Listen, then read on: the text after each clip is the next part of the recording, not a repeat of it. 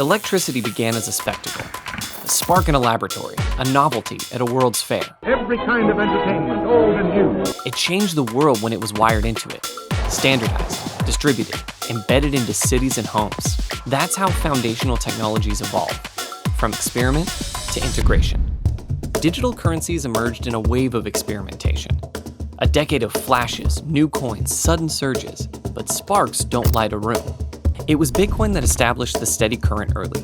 Fixed supply, predictable issuance, decentralized from the start. And once power becomes dependable, you stop treating it like a novelty. These are the new rules of Bitcoin. Rule number 1. Bitcoin is not what you think. When people think about Bitcoin, they think it's something they can't understand. I would challenge them to think about, well, what do they understand about how the traditional US monetary system works? I actually think that's way more complicated. What started with a single light bulb became cities, networks, entire industries.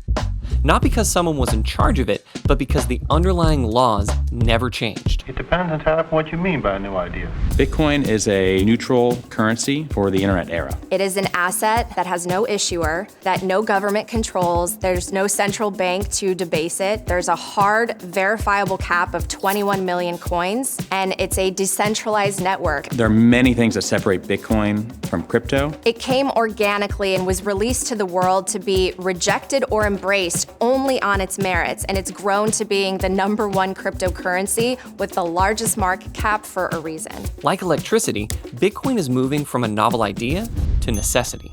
Because, rule number 2, Bitcoin is long-term thinking.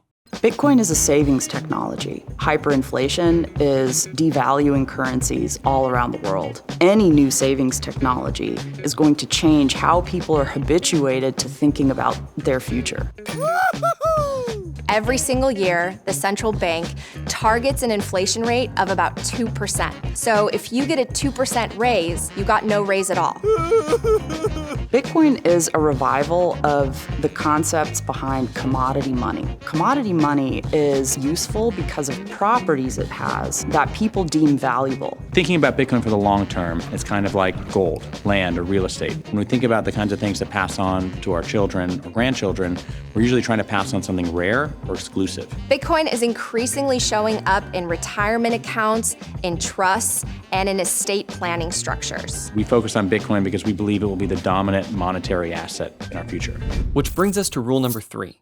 Bitcoin is true ownership. We no longer live in an ownership society because the vast majority of our property is custodied for us by third-party intermediaries. When you're accessing Bitcoin through a centralized intermediary, you're really abstracted from the experience of Bitcoin and what Bitcoin is. True Bitcoin ownership looks like holding your own keys. Once you start to own Bitcoin in any material amount, it's important to consider security. Collaborative custody and multi-signature technology is a lot like needing multiple keys to open a safe deposit box. So instead of having one key that you could potentially lose, you distribute it into a series of keys so that you can keep your Bitcoin secure without a single point of failure. You're able to distribute those keys across multiple parties, and furthermore, it makes it easier for inheritors or next of kin in order to pass on the Bitcoin when the time comes. Collaborative custody is a mechanism for securing your property without giving full trust to any intermediary. We don't realize how many institutions get involved to create